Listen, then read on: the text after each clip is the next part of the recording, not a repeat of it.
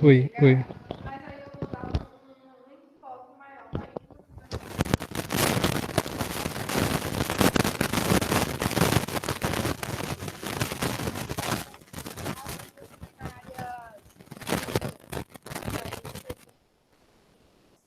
e algumas formas de tratamento, tá? Estão me escutando agora, pessoal? Que está em casa? Eu espero que sim. Agora tá. Vamos lá.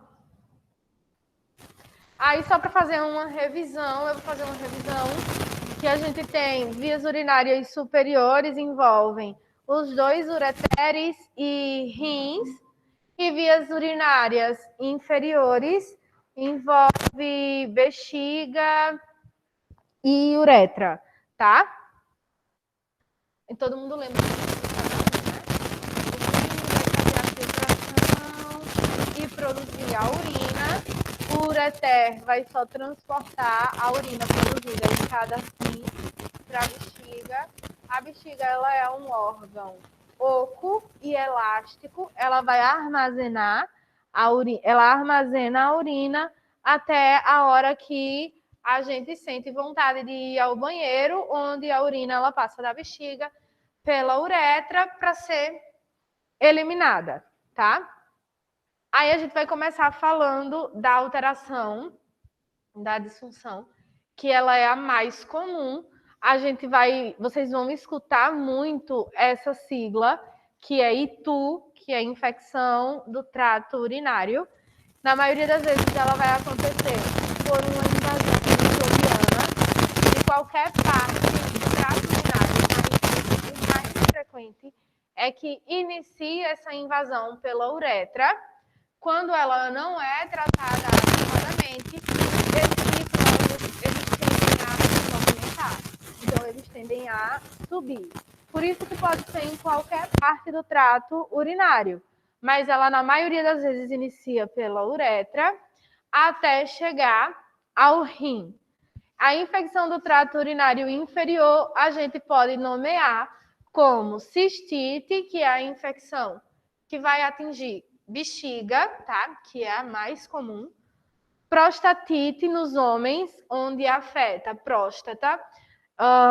Se vocês relembrarem um pouquinho de anatomia, no homem, a próstata ela vai estar um pouco por trás da bexiga e ela pega essa parte aqui do início da uretra. Então, a uretra, ela passa, eu vou falar por dentro, tá?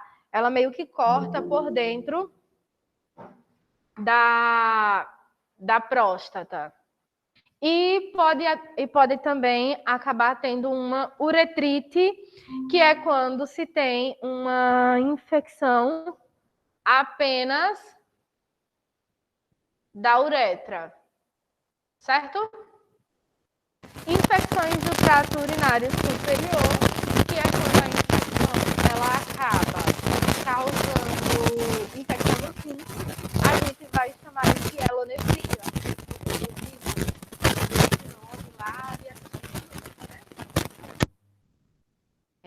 Sim, lembram. Cerca de 50% da população feminina apresentarão um episódio de infecção urinária durante toda a vida, e desses 50%, mais 50% vai ter recorrência. Então, vai ter pelo menos mais de uma vez a infecção. A infecção urinária. A infecção urinária ela é mais comum em mulheres do que nos homens.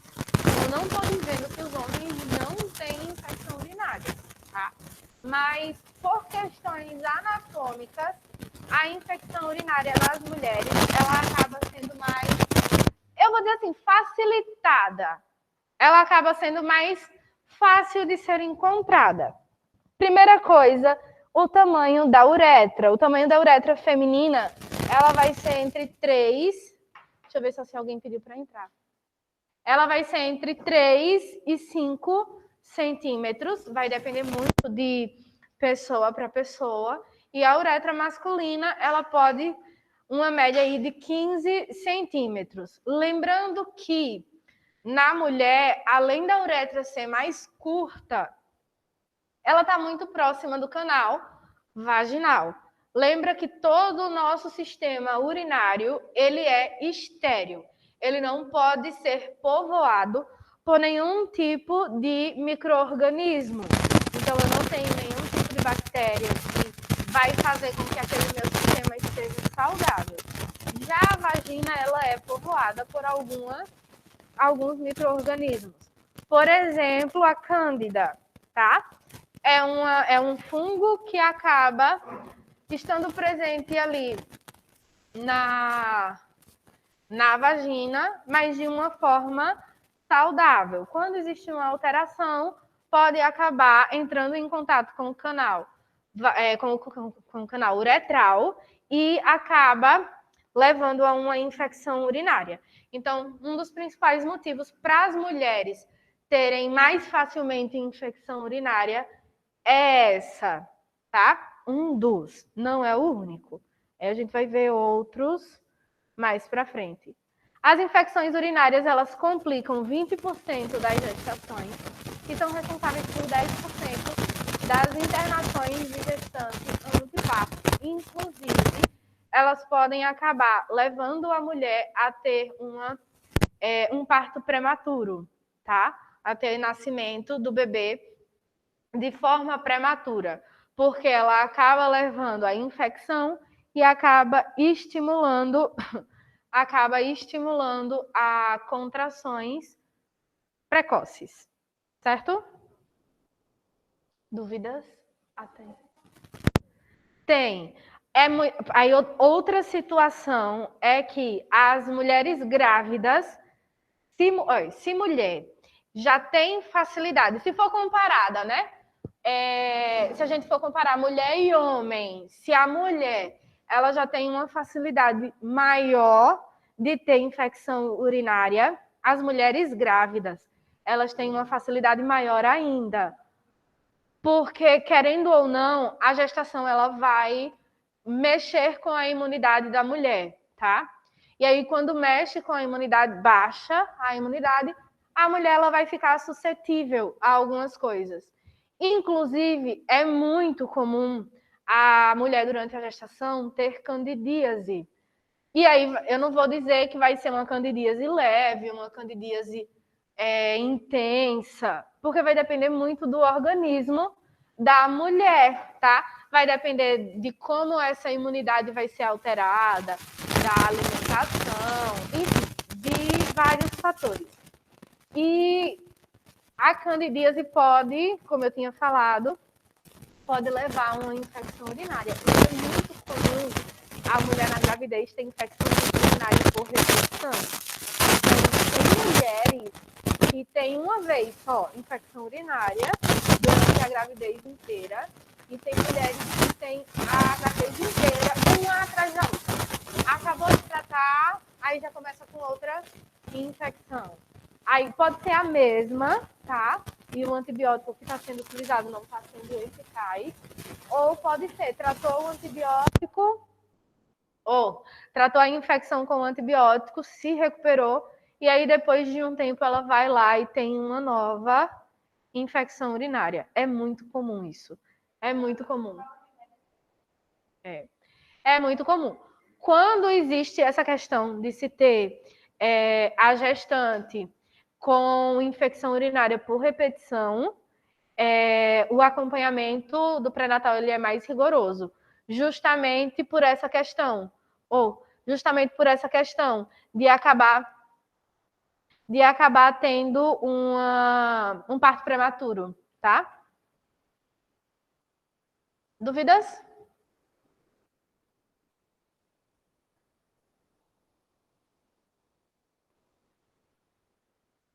A infecção causada por bactérias em estruturas, ela pode ser, né? Causada por bactérias em estruturas como uretra, bexiga e próstata. E isso aqui também vai parar daqui a pouco, porque a luz está ficando fraca. A principal causa, aí entra outra situação, ela pode ser tanto em mulheres quanto em homens. Mas, como eu falei, a infecção urinária ela é mais comum em mulheres. A principal causa de infecção urinária ela vai ser pela contaminação por essa bactéria aqui, Escherichia coli. Tem gente que chama Escherichia coli, tá? Eu não vou saber dizer qual é o certo de se pronunciar. Então, entendam como se os dois fossem certos. Essa bactéria, ela tá presente no nosso sistema digestivo, no nosso intestino. E ela é uma bactéria que faz a nossa parte gastrointestinal ficar saudável, ficar bem. Então, ela é uma bactéria boa dentro do nosso trato digestivo, tá? Dentro do nosso intestino. E aí, o que é que acontece? Na maioria das vezes, quando a pessoa ela vai ao banheiro, eu vou falar isso tanto para homem quanto para mulher, mas a gente vai dar uma ênfase maior em mulher, quando vai fazer a higienização, se limpar, faz a limpeza de trás para frente. Lembrando que, se a gente parar para observar, eu vou falar no sentido de frente para trás, a gente tem primeiro uretra, depois vagina e depois ânus, tá? Então, quando se faz a limpeza de baixo para cima, você está levando todas as bactérias do ânus para a região da vagina e para a região da uretra, certo? Isso é muito comum acontecer, por exemplo, em crianças que usam fralda, e aí a gente tem que orientar as mães, porque nem toda pessoa ela vai ter o conhecimento de como é que deve ser feito a limpeza na hora de trocar a fralda. Então, orientar que nunca pegar de baixo para cima, é sempre de cima para baixo, ou ensinar que é de frente para trás, tá? Mesmo quando, por exemplo, for fazer só xixi, que for se enxugar, é sempre no movimento de frente para trás, nunca ao contrário.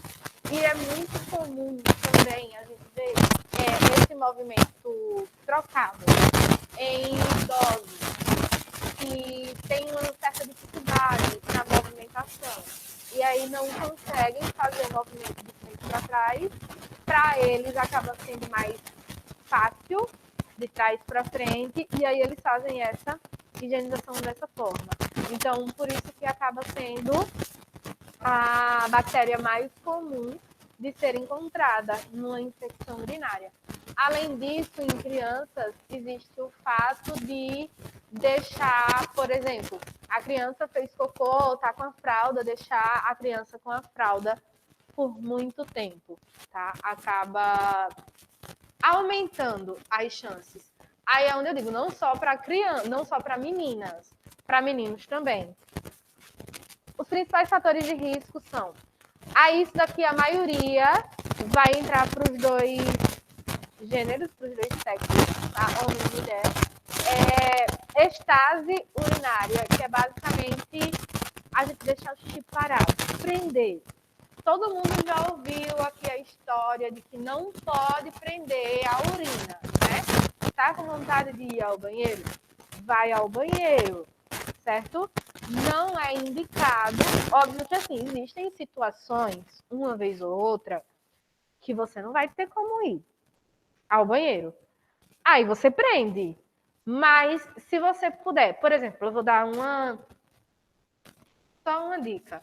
Algumas vezes vocês estão aqui na sala de aula e tá com vontade de ir no banheiro. Sei lá, é um assunto interessante, vocês não querem perder, e aí vocês ficam prendendo para a hora do intervalo ou para quando acabar a aula. Isso não é o correto. Por quê?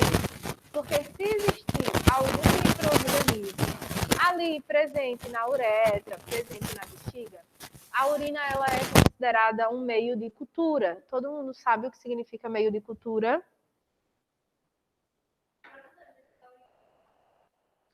Não lembram? Meio de cultura é quando eu tenho um local propício, ideal, para que as bactérias, os micro-organismos, eles cresçam de forma saudável, tá? Então, sabe quando a gente vai fazer, por exemplo, assim, o médico solicita cultura de urina ou solicita cultura de garganta, algo. Bom dia. É colocado em uma plaquinha que tem um gel, tá? Alguns desses géis. Vocês entenderam o plural? Eu não sei agora o plural de gel. Mas vocês entenderam o que eu quis dizer. Eles têm uma composição de sangue, do sangue, tá? Que é um meio de cultura que vai favorecer. É como se estivesse nutrindo as bactérias, os fungos, os vírus, para que eles se reproduzam. Bom dia. Certo? E aí é um meio de cultura. E a urina, ela é considerada um meio de cultura. Então, se você fica prendendo por muito tempo, você vai acabar deixando aquele local propício. É o lugar que as bactérias querem para que elas se reproduzam, para que elas cresçam, que elas aumentem de tamanho. Tá? De tamanho não, de quantidade. Certo? E que elas sobrevivam. Se eu tenho uma pequena quantidade de micro-organismo que por um acaso acabe adentrando na uretra, bexiga, e tem pouca quantidade, na hora que você elimina a urina, que você não está prendendo, você facilita aqueles micro-organismos saírem junto com a urina. Você não deixa que dê tempo eles se reproduzirem. Entenderam? Tá. Outra situação é um fluxo urinário obstruído, e aí podem ter várias situações. Eu posso ter alguma massa, algum crescimento celular anormal em alguma parte do nosso trato urinário, pode ser na uretra, pode ser em um dos ureteres, que cause uma obstrução, impeça que a urina ela retorne, tá? Ela retorne, não. Ela siga o seu caminho natural. Ou pode ser, exemplo, por pedra nos rins. A pessoa formou uma pedra e aí aquela pedra se desloca e aí quando chega em alguma porção, seja no ureter, que é mais fino, ou na uretra, ela não consegue passar, fica enganchada e obstrui ali o fluxo urinário. Imunodepressão, que é quando a gente tem a imunidade diminuída. Aí a gente já falou um pouquinho disso, né? Instrumentação do trato urinário em pacientes hospitalizados.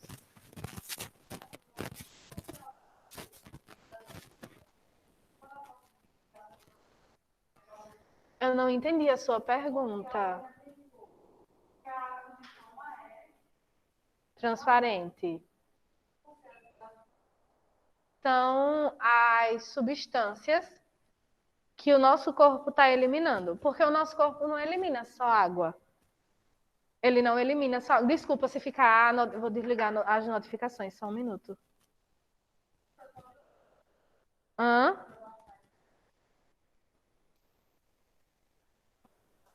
Não, mas é porque eu estou esperando uma ligação. Por isso que eu não coloquei no silencioso, tá?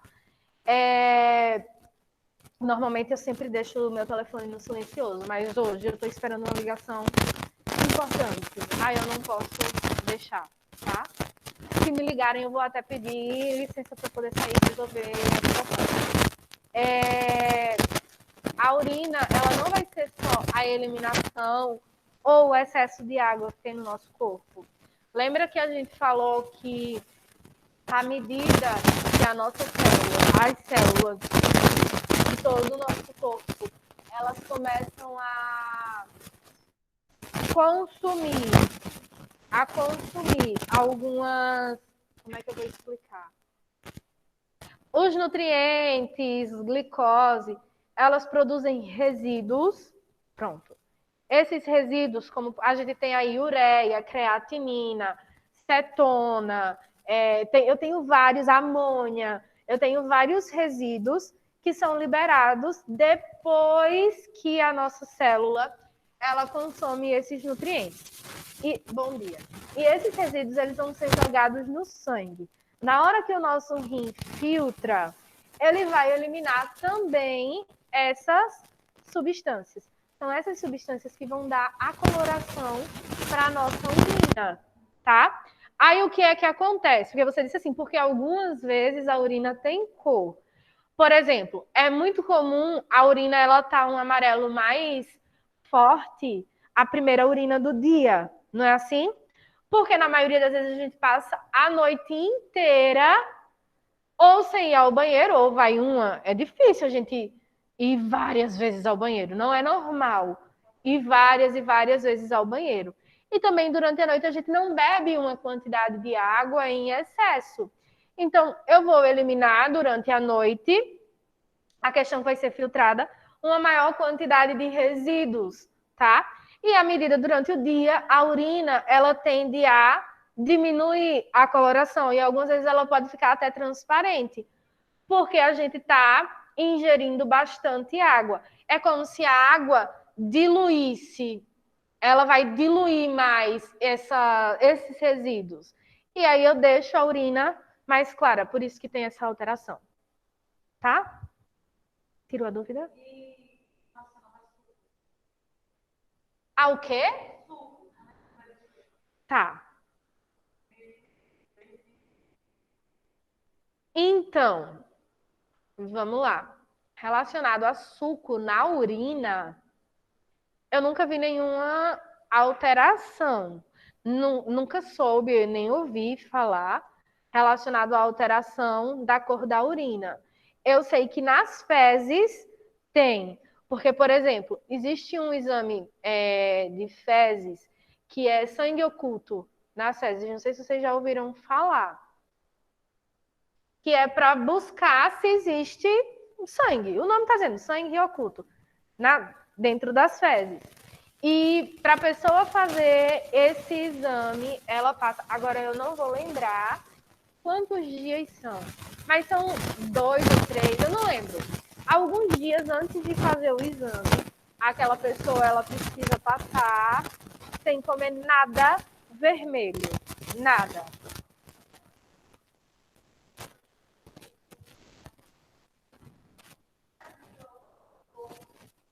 Não tem o quê? Eu não sei o que é isso. Ah, tá.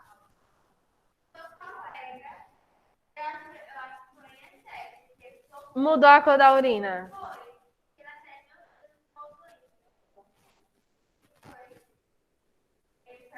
Peraí, mudou a urina ou as fezes? Ah, a cor das fezes e mudou a cor da urina.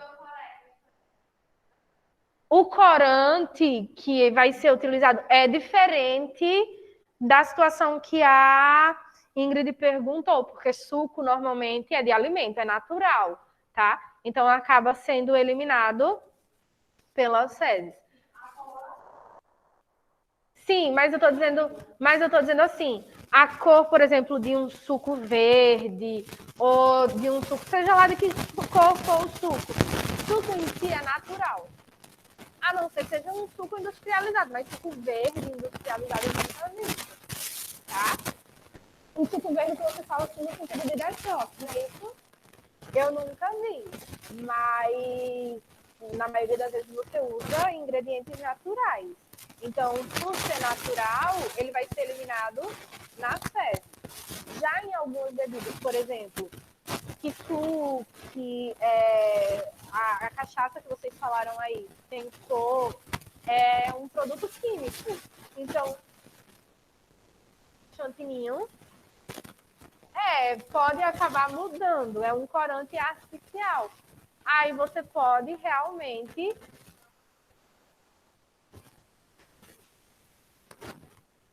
isso. Aí o corante ele também pode ser eliminado.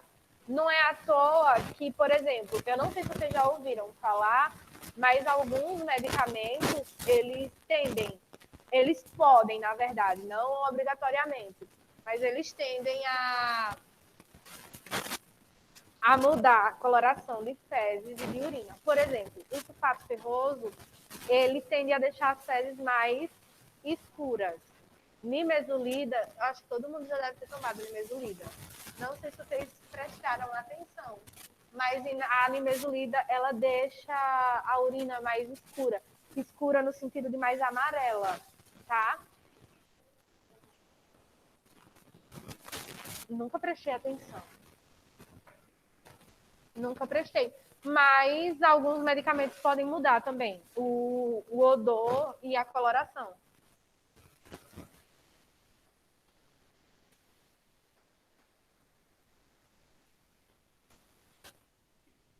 Eu já ouvi falar, mas eu não sabia desse efeito.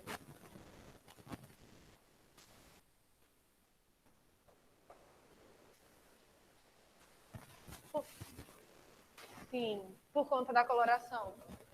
Eu sei que e é até bom aconselhar o paciente que vai tomar, porque senão ele vai se assustar. Né? Imagina você fazer xixi e ver preto, tá? Tem outro medicamento que é o Anita. Todo mundo já ouviu falar no Anita, que é para verme. Algumas pessoas, aí eu não vou saber dizer se são todas, mas é uma reação comum do Anita mudar a cor da urina. Se eu não me engano, fica verde, tá? A urina ela pode ficar verde. E é uma...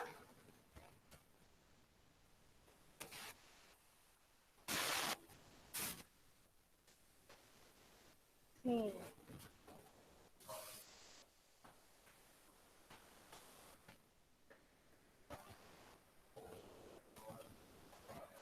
O complexo B também muda, tá? A coloração.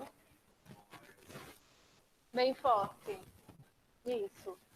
A gente agora, o que o Tiago falou, é importante a gente ver, porque tem algumas alterações do trato urinário que fazem com que a urina ela também fique escura no sentido de quase preta, tá? Então não é só efeito do medicamento, pode ser relacionado a algum problema. No caso do medicamento Piridium que ele falou, isso é um efeito comum, é um efeito esperado. Então, a gente vai orientar o paciente. Quando tem algum medicamento que mude, assim, drasticamente, é porque quando é um medicamento que deixa só mais amarelo, aí a gente nem fala, né? Porque a urina, a maioria das vezes é amarela, então não fala. Mas quando é um medicamento que muda drasticamente a cor, tipo a Anita, que deixa verde, Piridium vai deixar preto, aí a gente tem que orientar que aquilo é normal, certo?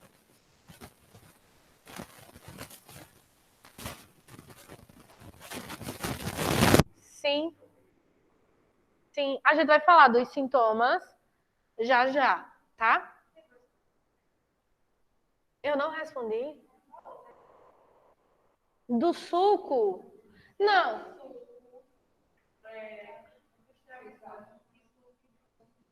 Sim, em excesso.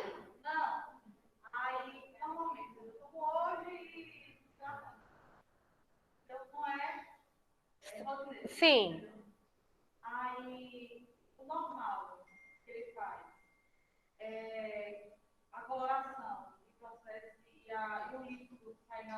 Isso.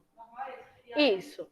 Agora, quando é em excesso, aí pode, não que mude, mas eu posso excretar tanto pelas fezes quanto pela urina.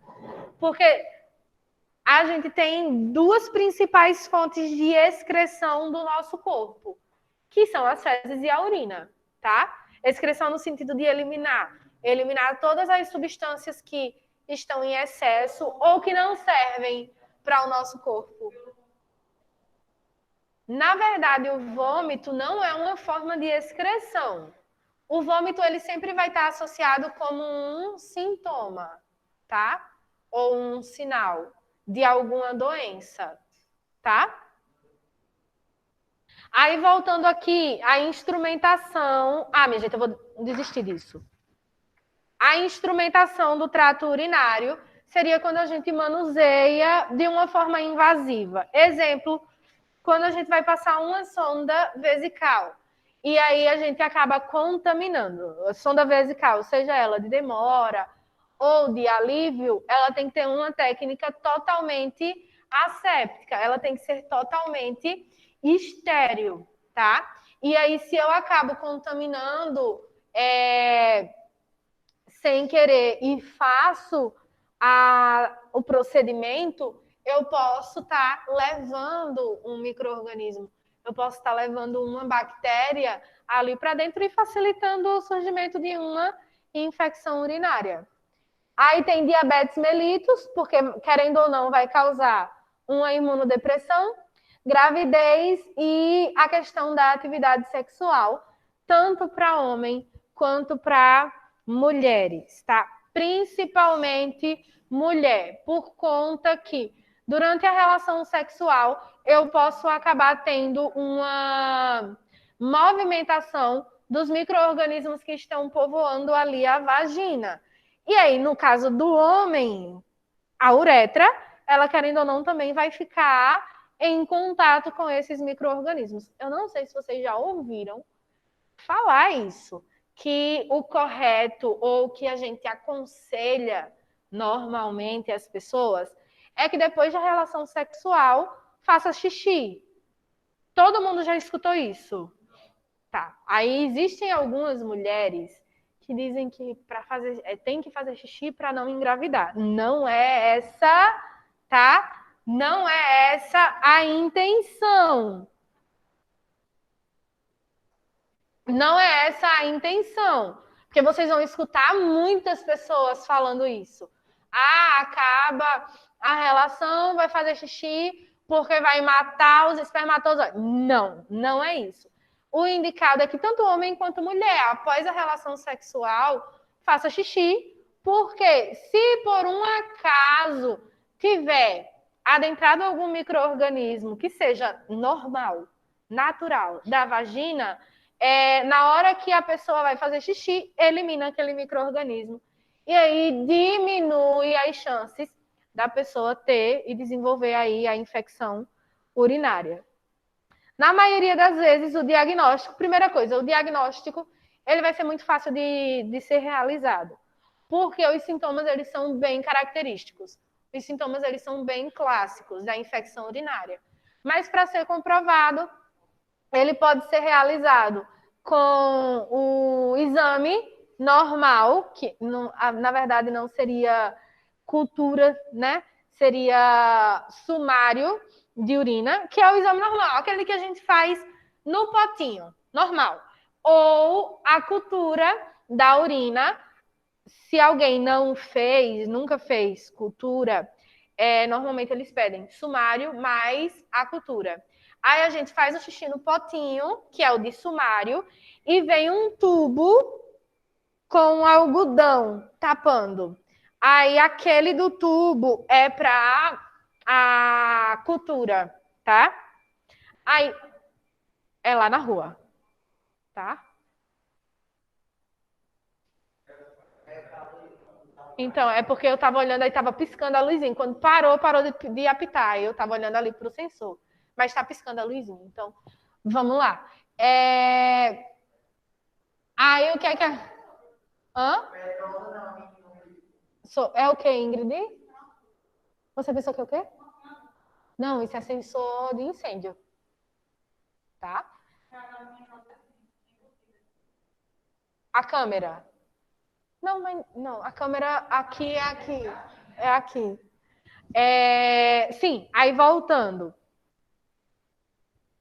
Aí é no tubinho, tá? Que faz. Lembrando orientações que a gente vai dar ao paciente antes de fazer a coleta, tanto para o sumário quanto para a cultura de urina. Primeira urina do dia, fazer a higienização, né, da genitália, desprezar o primeiro jato da urina e colher depois, certo? O tratamento vai envolver aí terapia farmacológica, normalmente com antibióticos, e educação do paciente. Aí eu falo já dessa educação porque são algumas orientações que a gente vai dar ao paciente, que entra nos cuidados de enfermagem. Normalmente, quando a gente fala de infecção urinária do trato inferior, do trato urinário inferior, normalmente é quando atinge apenas bexiga. É mais comum, tá? Quando atinge bexiga. E aí a gente vai chamar de cistite. Aí os sintomas, eles vão ser muito específicos, eles vão ser muito característicos de uma infecção urinária, que é disúria, dor ao urinar. Quem já teve infecção urinária sabe como é. É uma dor insuportável, tá? A polaciúria, que é você ir várias vezes ao banheiro. Então, vai ficar dando vontade direto de você ir ao banheiro. E aí, quando você...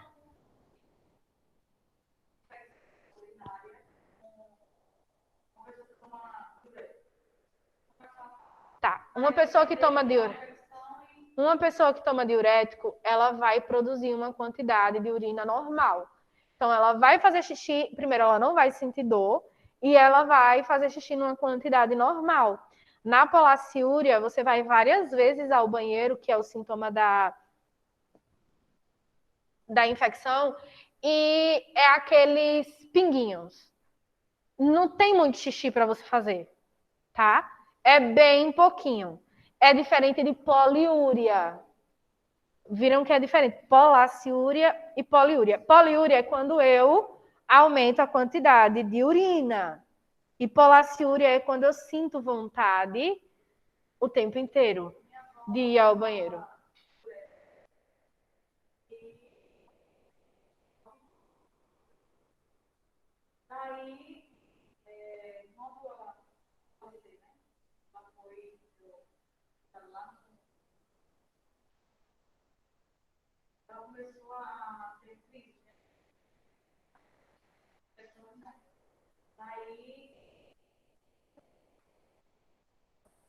Pronto. Não conseguia. Aí sim, é sintoma, é diferente por conta disso.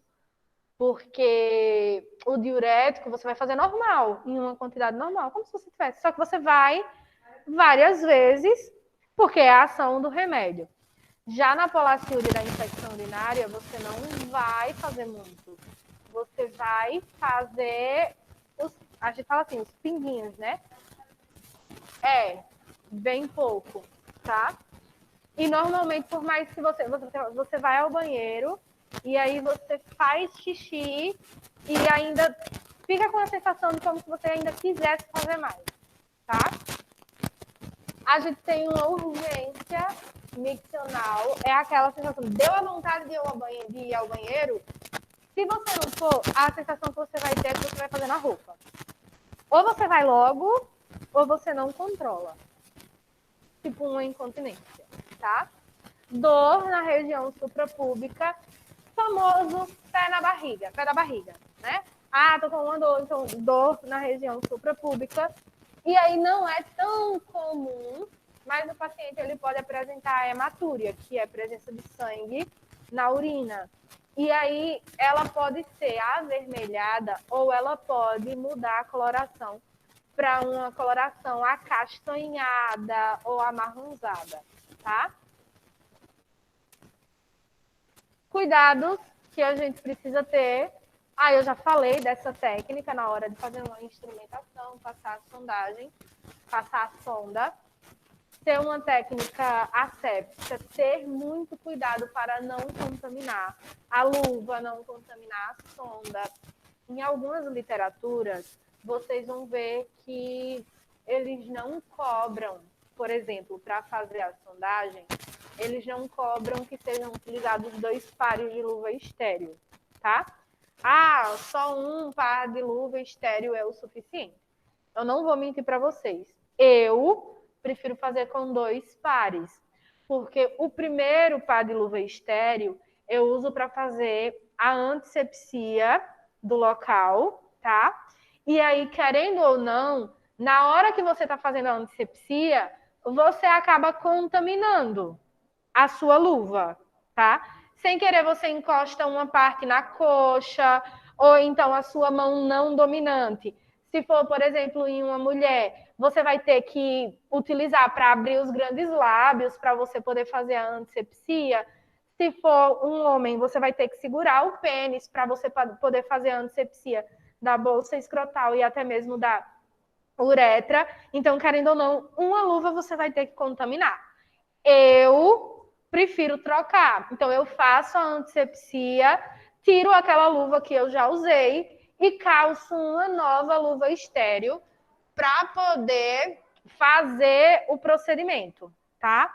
Para poder passar a sonda vesical com uma luva nova, já para diminuir aí mais o risco de acabar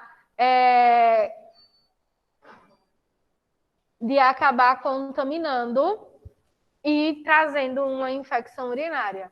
Orientar o paciente, também já falei isso, orientar o paciente quanto à higienização da genitália, principalmente as mulheres, que seria, na hora da higienização, nunca ser de trás para frente, sempre de frente para trás, tá? Por questão de anatomia, de movimentação de algum micro-organismo.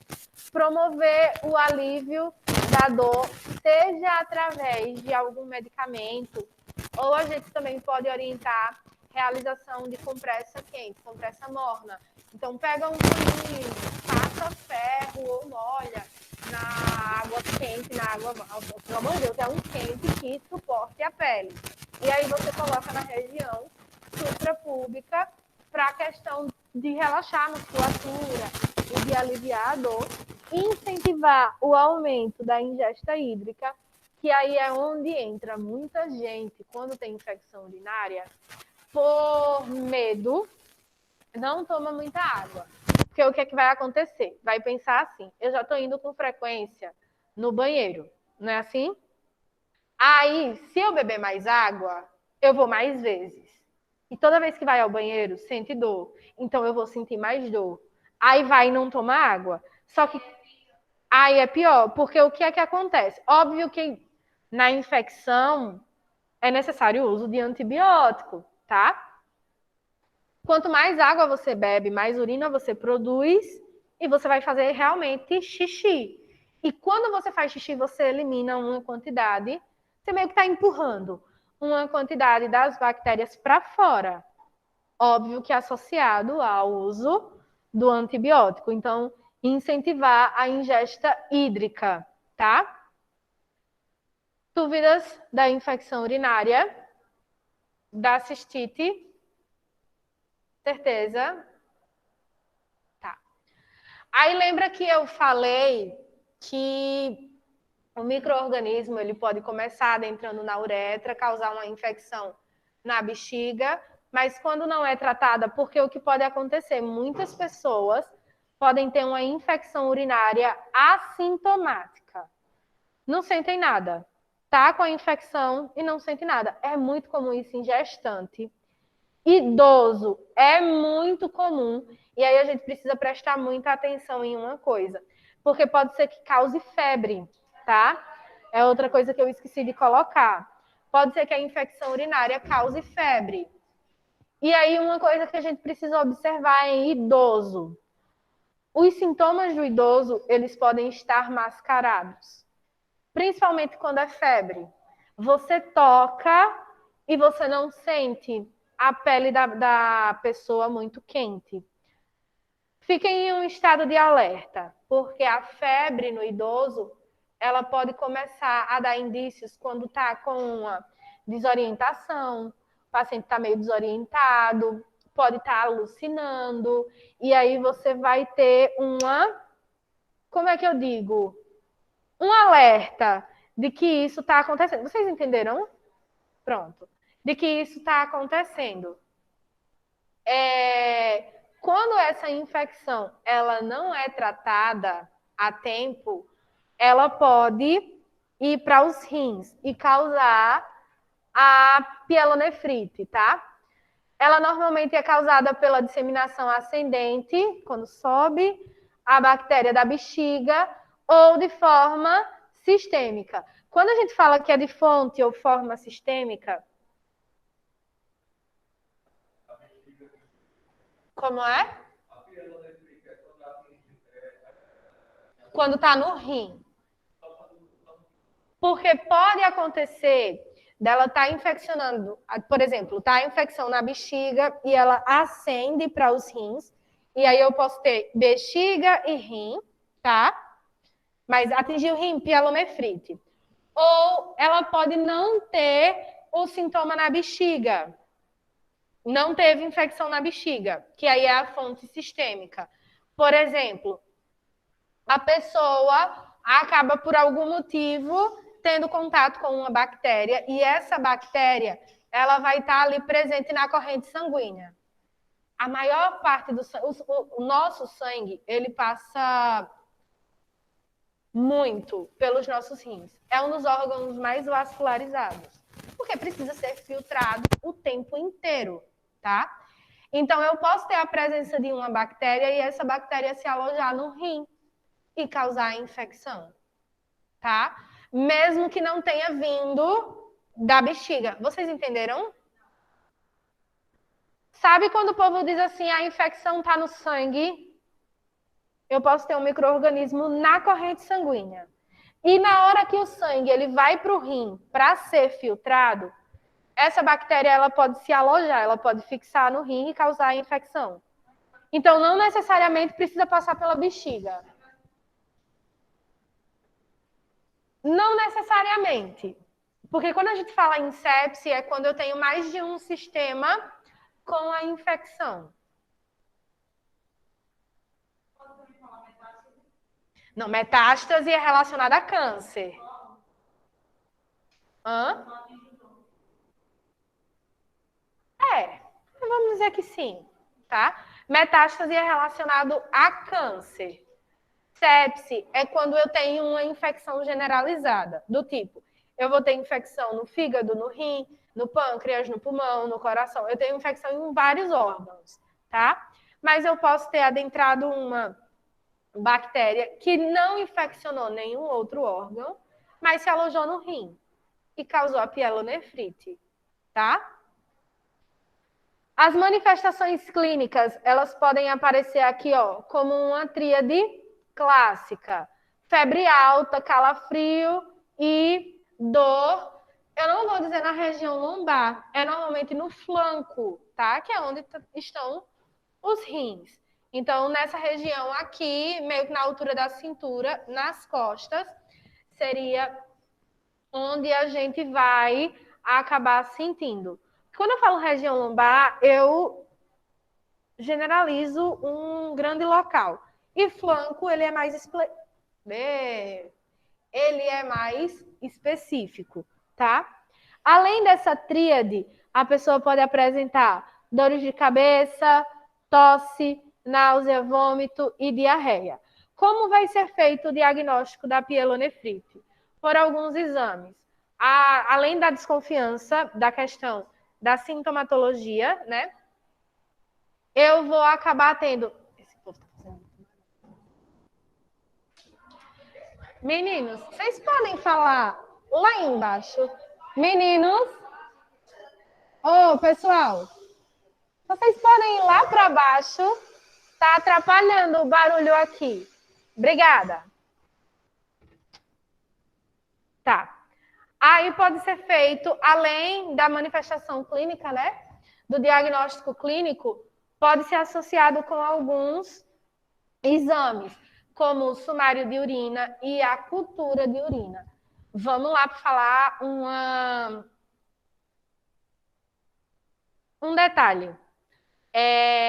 Se a pessoa já tiver iniciado antibiótico, ou por conta própria, ou algum médico começou o antibiótico pelos sintomas, a cultura de urina ela já não vai mais ser eficaz, porque eu já vou ter a ação do antibiótico, tá?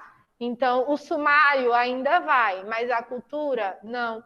A cultura ela vai me dizer quais são as bactérias que estão causando aquela infecção e quais antibióticos elas vão ser sensíveis. Então, iniciou um antibiótico, a cultura ela já não vai ser tão eficaz, tá? Só o sumário de urina. E aí, o sumário é o que a gente acaba fazendo com frequência, tá? Quando o médico passa, é o mais usado, que é o do potinho. Aí pode ser também realizado ultrassom e tomografia.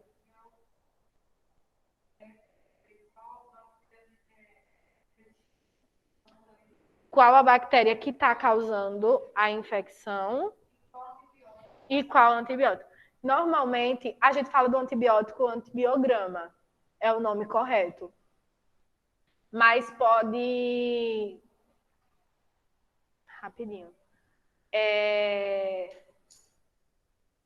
Mas pode ser feito só a urocultura, que no caso é a cultura de urina, tá? Alguns médicos, quando passam a cultura, já passam os dois juntos. Porque, sinceramente, falando assim, do meu ponto de vista, eu acho que não vale tanto a pena você fazer a urocultura, saber qual é a bactéria e não saber qual é o antibiótico que vai ajudar. Só que tem um porém.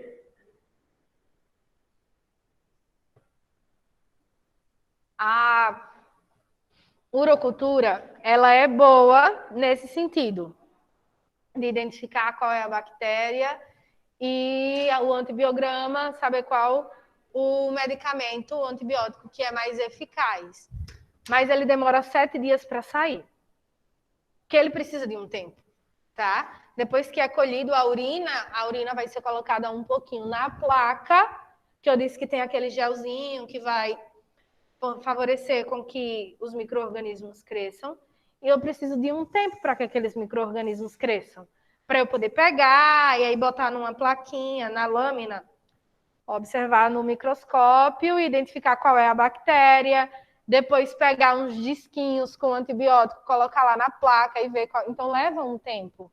Diferente do sumário de urina, que se você fizer no outro dia ou no mesmo dia está pronto. O resultado está pronto. Tá? Então eu tenho essa diferença. A gente tem aqui a principal complicação da pielonefrite, que é a mais temida, que é a sepse, como a Ingrid falou. Por que eu digo isso? Vai parte do mesmo princípio que eu acabei de falar, pelo fato do rim ele ser um órgão altamente vascularizado e ele ser um órgão em que tem uma passagem do sangue muito constante e muito grande. Então, se eu tenho uma infecção, eu posso acabar uma daquelas bactérias que está ali presente, cair na corrente sanguínea e infeccionar outro órgão, tá? Então, é uma das mais temidas. O tratamento ele vai ser baseado aí na terapia farmacológica. Sendo sincera, eu já tive pielonefrite. Sendo sincera com vocês, não é uma coisa muito boa, não, tá? Do tratamento. Não é a melhor das coisas. Primeiro porque tem que ser utilizado um antibiótico de larga escala. Deixa só eu terminar de falar pielonefrite e aí eu dou intervalo, tá? Precisa ser utilizado um antibiótico de largo espectro, né, que vai acabar sendo eficaz para um grande número de bactérias, fora a sintomatologia, além da questão só da infecção. Então, tem febre, tem outras complicações, outros sintomas. E aí, algumas vezes, a pessoa ela pode necessitar ficar internada e outras vezes você pode fazer o tratamento em casa. Eu fiz o tratamento em casa, tá? Só que aí entram algumas recomendações. Aí, vamos lá. As recomendações, elas vão ser basicamente as mesmas para a maioria das doenças, tá? Então, quais vão ser as orientações? Primeiro, realizar balanço hídrico rigoroso. A gente já falou de balanço hídrico, então eu não vou repetir. Exceto quando contraindicado. No caso aqui vai ser contraindicado quando a pessoa tem algum cálculo renal muito grande, uma pedra no rim muito grande, ou quando essa pielonefrite já acabou danificando estruturas importantes e levando a uma insuficiência renal. Aí vai ser contraindicado. Se não for contraindicado, a gente vai incentivar uma ingesta hídrica alta, então de 3 a 4 litros por dia. Se a gente for parar para pensar, dependendo do peso da pessoa, o ideal é que tome de 1,5 litro a 2 litros por dia. Imagina que tu está dobrando a quantidade de líquido. O líquido que a gente fala aqui Não é refrigerante, café, suco, é água mesmo, tá? É incentivar o esvaziamento total da bexiga, mesmo que você tenha que ir várias e várias e várias e várias vezes ao banheiro, administrar a medicação prescrita, se o paciente estiver fazendo tratamento em casa, orientar quanto aos cuidados com o antibiótico, que não é porque você para de ter os sintomas que você vai largar o antibiótico, você tem que fazer o esquema completo e na maioria das vezes quando acaba o esquema vai ser repetido. Minha gente, eu vou atender, tá? Licença. Alô? Alô? Oi? Oi, tá me escutando?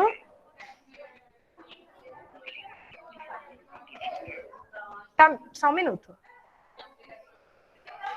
Tá me ouvindo agora?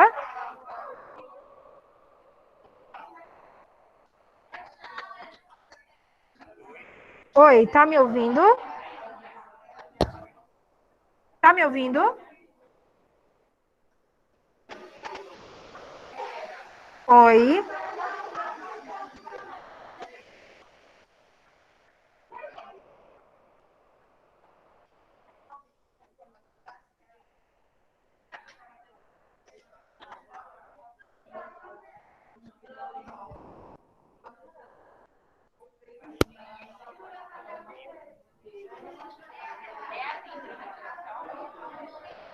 Sério?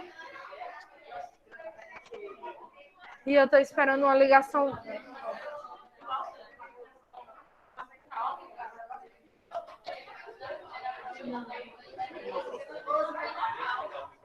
Tá escutando, é?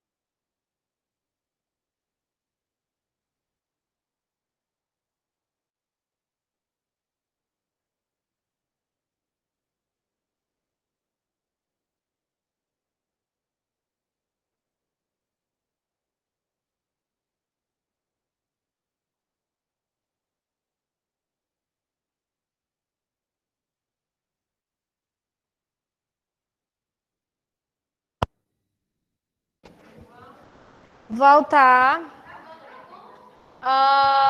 Eu parei em que parte? Incentivar a ingesta, não foi não? Não. Administrar a medicação, né? Administrar a medicação prescrita. Pronto, eu vou botar no silencioso porque eu já resolvi. Desculpem a demora do intervalo. Estava resolvendo um negócio.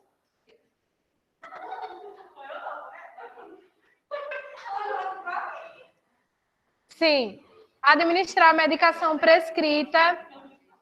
No caso, se o paciente ele tiver internado, aí é a gente que vai fazer a administração, porque provavelmente vai ser uma medicação endovenosa. Se for tratamento feito em casa, a gente vai orientar a questão da continuidade do antibiótico. Aí eu estava falando que quando acabava o esquema, né, de antibiótico, normalmente é repetido os exames para confirmar que foi eficaz o tratamento, para não ter uma nova infecção. E avaliar aí os sinais vitais de forma rigorosa. Na maioria das vezes, quando tem uma alteração a nível renal, um dos primeiros sinais vitais que vão ser alterados é a pressão arterial, que ela tende a ficar elevada, tá? Aí aqui, minha gente, falando do balanço hídrico, explicando. Eu vou pular esse slide, porque eu já expliquei, né, em outro assunto. Dúvidas da pielonefrite? Certeza?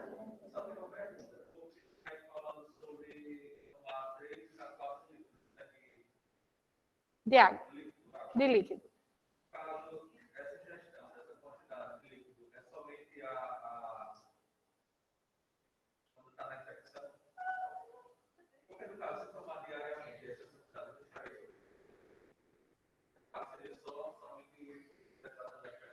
A quantidade de água é porque a gente generaliza, dizendo de 1,5 litro a 2 litros, né? Diariamente. Isso. Só que aí a gente tem que levar em consideração a questão do peso, a questão da função renal. Então, se uma pessoa tomar 3 litros diariamente, se não tiver nenhum problema cardíaco e não tiver nenhum problema renal, nem predisposição, não teria problema, tá? Dúvidas? Não. Aí, a